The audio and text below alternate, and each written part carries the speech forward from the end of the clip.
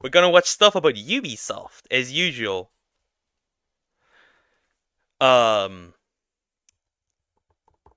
yeah. Ref says this, Ubisoft brags about DEI agenda while acknowledging it hurts sales. Ubisoft is still in the trenches. They will not regenerate, and they're probably gonna be bought by Tencent if this continues down. If Assassin's Creed Shadows fails, they will be bought by Tencent. There's pretty much no getting around it at this point. So yeah, let's get into it. Hey, what's up, guys? Riff here. So today we're going to be once again talking about Ubisoft, who I'm sure can't wait for this nightmarish year to end, thanks to a lot of self-created problems, beginning with their giant flops of AAA titles like Skull and Bones, Star Wars Outlaws, X-Defined, and so on and so forth. And also this month they've been dealing with protests at their French division, and also they're dealing with the ongoing problem of Assassin's Creed Shadows. Now, I think you guys are aware that a few months ago they announced this game was going to be delayed until February of 2025. And of course, during that time, that just means more expenses for Ubisoft. And it's been confirmed from its CEO that basically this delay till February is going to cost Ubisoft another $20 million. Yeah, it's crazy that I predicted that they would delay that game. Which makes it also sound like this is fixing a lot more than just bugs. It seems like they're making some major changes to this game to try to salvage something out of this mess. Now, that is something that is a very common pattern at Ubisoft, where some of its higher ups keep making very bad public statements that are often contradicting one another. We've seen that with Assassin's Creed Shadows and Yasuke in particular, where their basic philosophy. I want what changes could you make? What changes could you make that would save this game? There is only one change that could save this game. Bye bye Yasuke. That is the only thing that could save this game. Realistically, and you won't do that. You will not do that because you're Ubisoft. Or whatever is left of Ubisoft. Philosophy behind historical accuracy with that character is constantly flip-flopping, and we've seen this happen over the last couple of months where at one point they're saying we want to be historically accurate with Yasuke, and then the next second they're saying we want to take creative liberties, this is about entertainment and not respecting historical accuracy to a T, and then they flip-flop on that and they do it over and over again. And the latest headline coming out of this company with Ubisoft here is just crazy. So you can see the headline from that Park Place. Assassin's Creed Shadows boss claims DEI's killing game, not only doubles down on it, but also attacks critics.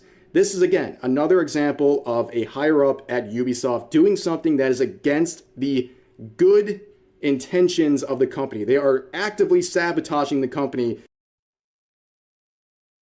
I missed when games were created for players to enjoy. I miss that too.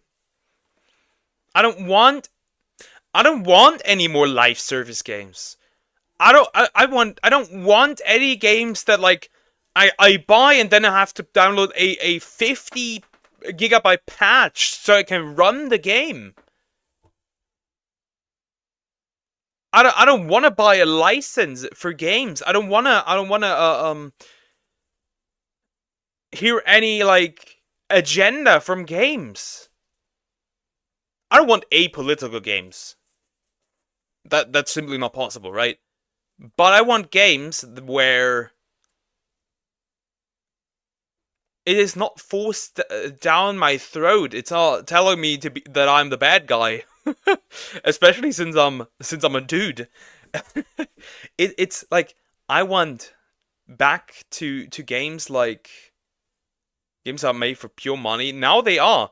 And I think a lot of problems are that, first of all, they are not made now for people to enjoy. They are made for longevity. They are made for, it feels like Twitter activists. It feels like they're made for not even the core audience, which, harsh truth, is primarily dudes. That's just how it is. Um, And like they're also like made just for pushing any weird ideology and like this history revisionism. It is so weird. I want more games like the Warhammer 40k games. I want more games like Helldivers 2. I want more games like Wukong, where like the game is made by actual game developers. I think that's also a big problem. These games aren't made by game developers. You can look at the entire current Halo Studios team. This game is not made by about the next Halo game is not made by gamers. It is not made by game devs. It is made by people uh, that have any like what's the word? It's made by activists that have some experience in programming, I guess, and design. With these awful headlines they're producing by making these interviews. So, what they're referring to here is that the boss, Mark Alexis Cote, I'm probably not pronouncing that correctly, well, he did a recent interview with Eurogamer where he said a lot of things about the company, Assassin's Creed Shadows, and their approach to things like DEI, and it's all really bad. Now, keep in mind, this individual, this boss from Assassin's Creed Shadows, was also making the rounds on social media recently because they had a complete breakdown over this interaction on Twitter. So you can see It's hopeless now. I don't think it's hopeless. I do not think it's hopeless. There are still plenty of games out there that don't have DEI stuff in there, especially Asian games. The problem is that these are falling as well. We just have to look at Square Enix, Dragon Quest censored because of DEI. Final Fantasy, a lot of DEI in there. Like even Sweet Baby Inc has worked with them. It's crazy. I also think people can't seem to believe that some games are more interesting for women and some are for men. There are exceptions, obviously, but mostly each gender has different types of games they like. Yeah, that's true. You can probably look at farming games like Stardew Valley, and you will have a much higher player base of female players than male players. And guess what? That's okay. There can be games that are most like franchises that are mostly populated by men. There can be franchises that are mostly populated by women. It's fine. The problem is they need to include everyone into anything, because if you're not included, you're being discriminated against. At least they make it seem like that. Most of the good ones have low money to advertise. Most of the times, good games are bought by bigger corporations and thrown away. That is pretty much what is happening. I mean, you can look at what is there? Like you can look at Halo. A lot of people didn't like the current story of Halo. You can look at Gears of War. A lot of people don't like Gears of War 3. You can look at Wolfenstein, where they replaced the male main character with two women that you can tell were written by women. Ever seen Robbery Bob? It was bought by someone and then they threw it away. You know what's a tragedy? Ubisoft has Rayman. We have not seen a Rayman game in over a decade. Elon Musk responding to this tweet criticizing Assassin's Creed Shadows and the injection of DEI, where Elon. You know what? Sony had really good shooters. Sony had really good shooters. Killzone, except for Shadowfall. Shadowfall is, let's put Shadowfall extra. Let's put Shadowfall extra. But they had Sony complained that they have no like original no exclusives. You motherfuckers have Killzone and you have Resistance. You haven't released a Resistance game in over a decade. That franchise is laying around. It's right there. You were planning for a Resistance 4. Where is it?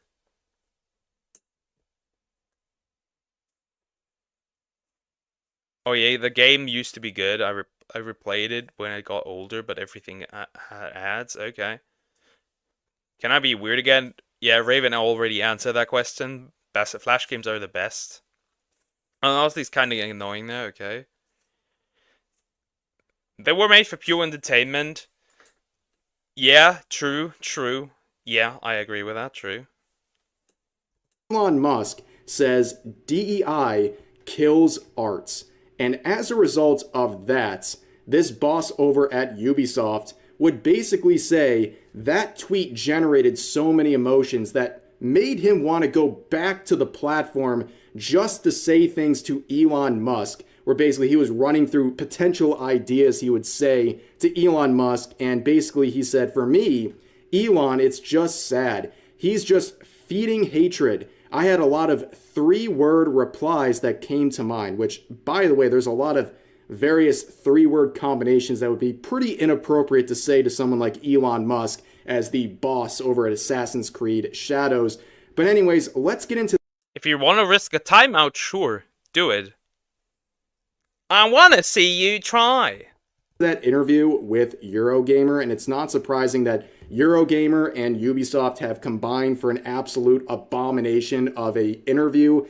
So beginning at the top here, discussing the current shifting cultural landscape, Cote described the current discussions around representation and inclusivity in media as an additional and previously unforeseen challenge. These conversations can influence how our games are perceived, but rather than shy away from those conversations, we should see them as an opportunity, he explained.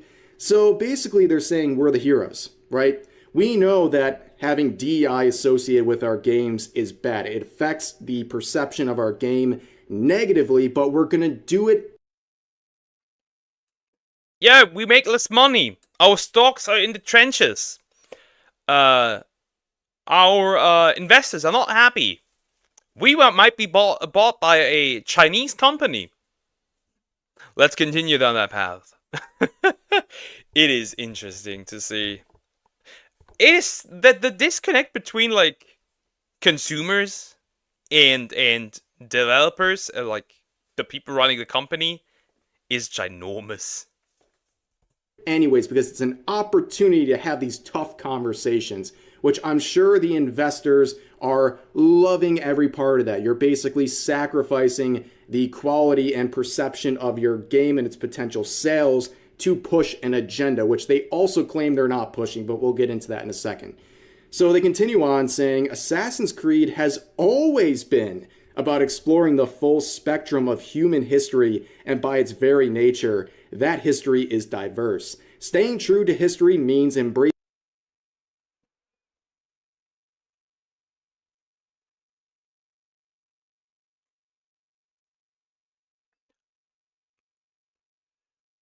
Yeah, it's diverse, but if you have the chance to have a male Japanese main character, you take a black character.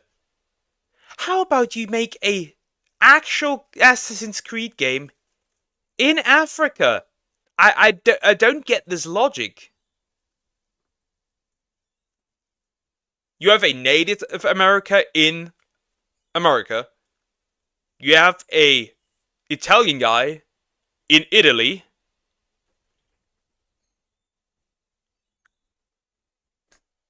Or the thing is like it breaks pattern because every character, main character in Assassin's Creed previously, was from that area that they were from. Yasuke is the only one that one of the very. I think either he's the only one or one of the few that literally breaks that cycle. Embracing the richness of human perspectives without compromise.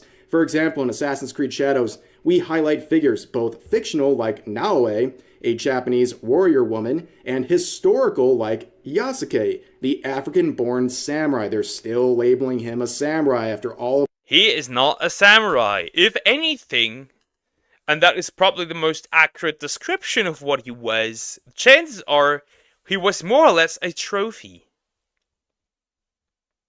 He was more or less a trophy. Of this, they've learned nothing. But they continue on saying, While the inclusion of a black samurai in feudal Japan has sparked questions and even controversy, Naoe, as a fictional character, has also faced scrutiny for her gender. Now, I don't know where they're getting this. The amount of controversy attached to that character is like 1% of the controversy attached to Yasuke. That's the main problem. Yeah, nobody cares about the female Japanese lead. Guess what? Because it's a Japanese character in a Japanese setting. And the only time I've ever seen Naoe ever even mentioned in these conversations is basically using her as a package deal with Yasuke, saying these are the two protagonists of your game set in feudal Japan, a woman and an African man. Like, it just doesn't make a lot of sense. You would expect a set of Japanese protagonists and one of them probably to be a man. I don't think people are too shocked that one of the potential protagonists was going to be a Japanese woman, in this case, a fictional figure here. But anyways, addressing that part, let's go back up here. So they did the classic move. It's pretty much a meme at this point. We saw it with Dragon Age and some of their staff where they're being criticized for their latest game being woke. And in response to that, they say, wait a second, chud, we've always been woke.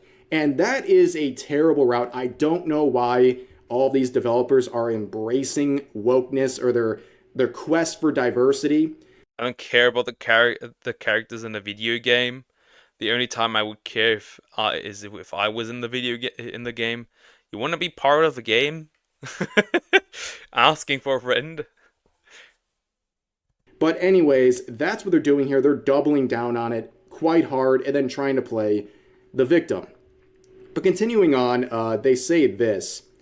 And this is a new ground for the franchise, he noted. And he lists a bunch of different diverse Assassin's Creed characters, saying, again, history is...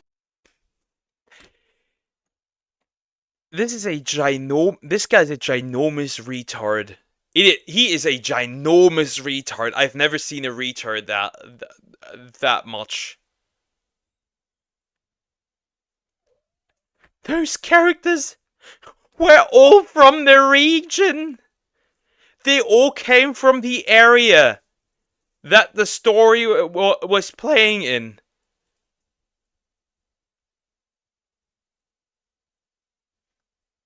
That's quite literally the difference from diverse.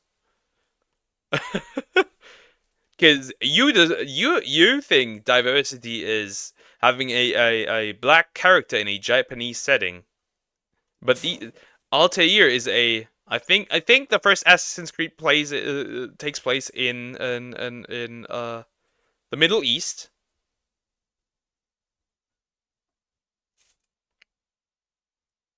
Altair, the gameplay also takes place in the Middle East. Is inherently diverse, and so is Assassin's Creed and the stories we tell. So to be clear, our commitment to inclusivity is grounded in historical authenticity and respect for diverse perspectives, not driven by modern agendas. So they just said 2 seconds ago, pushing this stuff in their games is a bad look for its perception, but it's something important for them to do.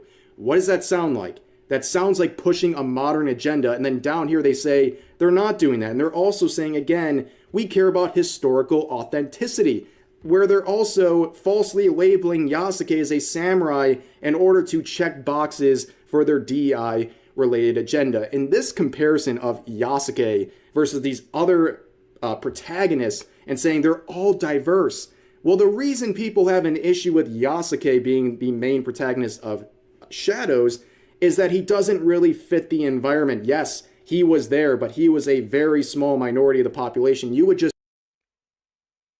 Small does not even describe it. Small does not even describe it. It's like 0.0001% or something. If I was in a video game, where's my cat? With my cat doing? If I was in a video game, I would be a side character that just lives my life. If they gave me a bakery, I would be happy. A simple life. You really want that bakery, huh? You really want that bakery. Just expect a game based in feudal Japan to have Japanese protagonists. And comparing Yasuke to these other main protagonists of other games is ridiculous because those other characters, their ethnicity fit the context of where they were. You expected these characters to have these ethnicities, and they weren't a surprise or confused by anyone as an attempt to push an agenda. But here with Shadows, that is very clear. There is an agenda being pushed. But continuing on, Cote's tone seemed notably different to Ubisoft's last vague mention of polarized comments by company boss Guillermo, who raised eyebrows in September when he told investors that Ubisoft was an entertainment first company creating games for the broadest possible audience, and our goal is to not push any specific agenda. Which, of course, all these comments seem like a great contradiction to everything both parties are saying. So you have Cote here and Guillermo saying really two completely different things about how they want to approach the company and how they want to. These guys are done. They don't even know what's going on in their own company anymore. They don't even know what direction they want to take. Not push an agenda or focus on entertainment first. They don't really know their identity, and they're constantly flip-flopping on their own views of their products, and that is what has gotten a lot of trouble heading Ubisoft's way because they can't really have a unified approach to anything. They're constantly saying things that contradict one another when it comes to their leadership positions. And going further, so it says here, Cote continues saying, alongside these deep-rooted franchise values is our commitment to recognize and listen to legitimate criticism as an essential part of the creative process, Cote said tonight. Our community helps us grow, evolve, and deliver better games. Today, we all, however, face the added. Should I look under every single stone around Ubisoft to look for those good games? Or better games? Because where are those? I'm looking for them.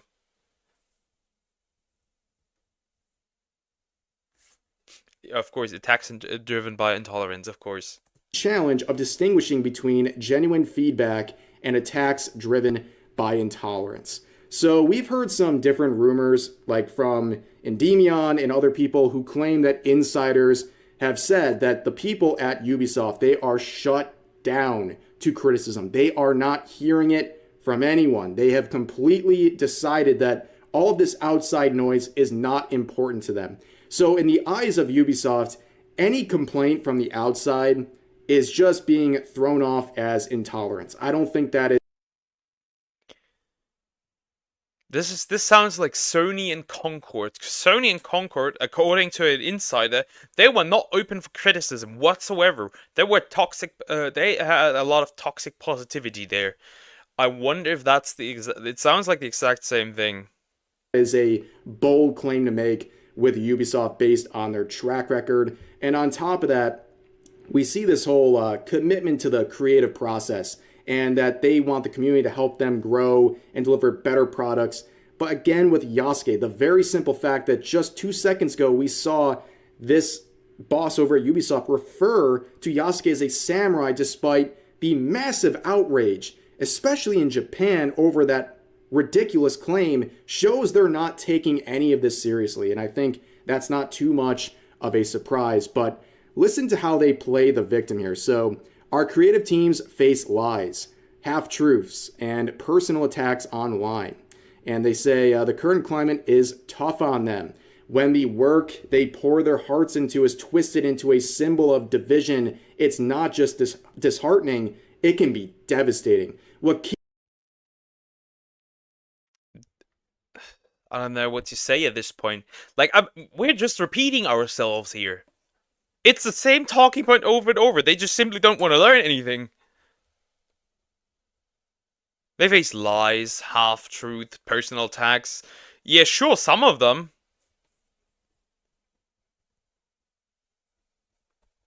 But but the majority is just people saying, don't do that. Keeps me going is the resilience born out of conviction that I see in our teams every day. I am especially proud of the Shadows team for staying true to their creative vision and the core tenets of Assassin's Creed. Wow. The victim mentality is off the charts. They are doing everything in their power to play the victim in the situation. They don't care about feedback. They don't care about criticism. Everything is just a blind, intolerant attack on them, and they're going to keep forward with core tenets of Assassin's Creed, whatever that means. But all of this reminds me of a conversation on Twitter involving Emma Kent, who is a previous Eurogamer reporter and a freelance games consultant who was talking about the topic of DEI and also The word games consultant and game journalist are two things that I do not like to hear, because they always involve not so good things. these woke consulting firms, where they said a few days ago, hello, game consultant here. The idea that consultants are forcing diversity into games is ridiculous because 99% of the time, the devs have already decided they want their game to be inclusive and just want help fine-tuning how certain The best created game, I'll disagree with that one. The best spot is different for everyone. It's objectively the best game, shut it. I know. But I'm not debating. To me, it's the best game ever created. Nothing comes even close to that. stories come across. Hope this helps. The people peddling this conspiracy theory are fabricating rage bait content to grow their YouTube channels and social media followings. They do not understand how the industry actually works, nor do they care to learn because they are simply seeing engagement, and then they relate this to Dragon Age. But I think this is also very relevant to Ubisoft and how they approach DEI. And it's very interesting with Ubisoft because it does seem like, on the one hand, they are doing this on their own, right? As this person says, they want to commit to this woke pandering of a DEI approach in their games. But we also know that's not the truth for every other company out there, and that these consulting firms have convinced them that this is the way they need to go to bump up their sales. And I think the proof is very easy to find here. Just look at the classic clip from Kim Belair, the CEO of Sweet Baby Inc., saying this. If you're a creative working in AAA, which I did for many, many years, put this stuff up to your higher-ups. And if they don't see the value in what you're asking for when you ask for consultants, when you ask for research, go have a coffee with your marketing team and just terrify them with the possibility of what's going to happen if they don't give you what you want. Yeah, that was what I always bring up. This is Kim Belair pretty much threatening other companies with to like threaten them with cancel culture. Sweet Baby should be ashamed should be banned in my opinion. They should be. They should be.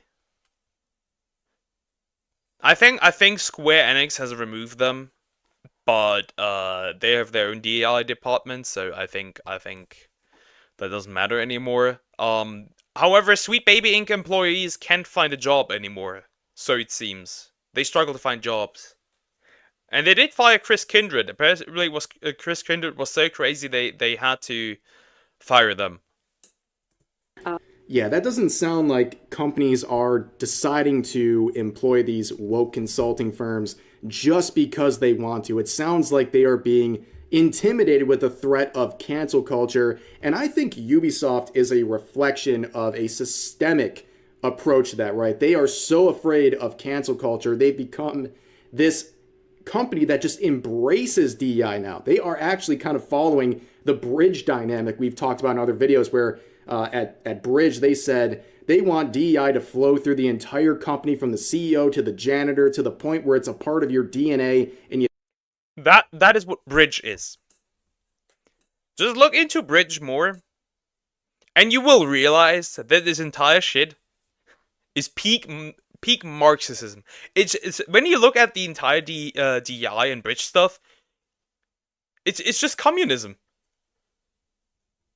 It's crazy. You don't even question it anymore. And this all started because of soup. As far as I'm aware, when like listening to Kirsche, it all started with soup. And that's what's happening at Ubisoft. So you're the little bro.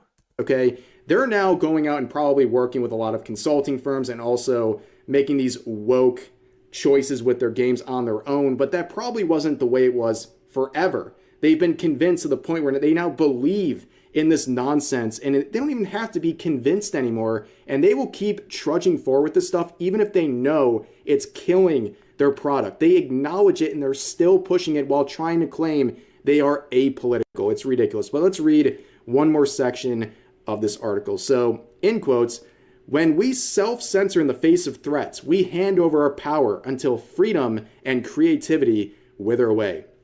This echoes the selfless bravery of our Assassin's Creed protagonists, he continued. They fought for freedom, knowledge, and the right to chart their own paths, just as we, as creators, fight to tell stories that matter in a world that grows in... Okay. Interesting. So...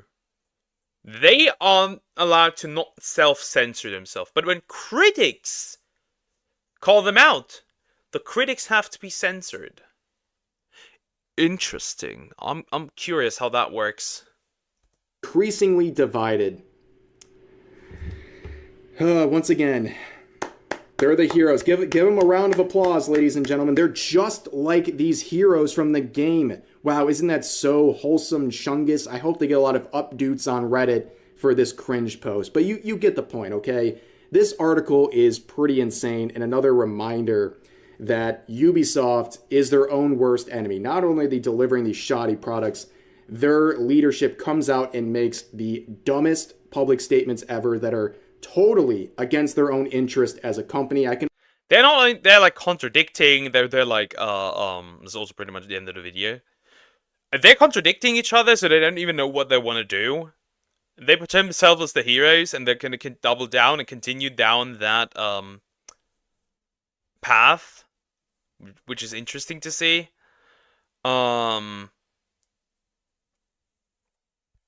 It's just like, let them burn. Let them go bankrupt. Let them go bankrupt. It's very simple.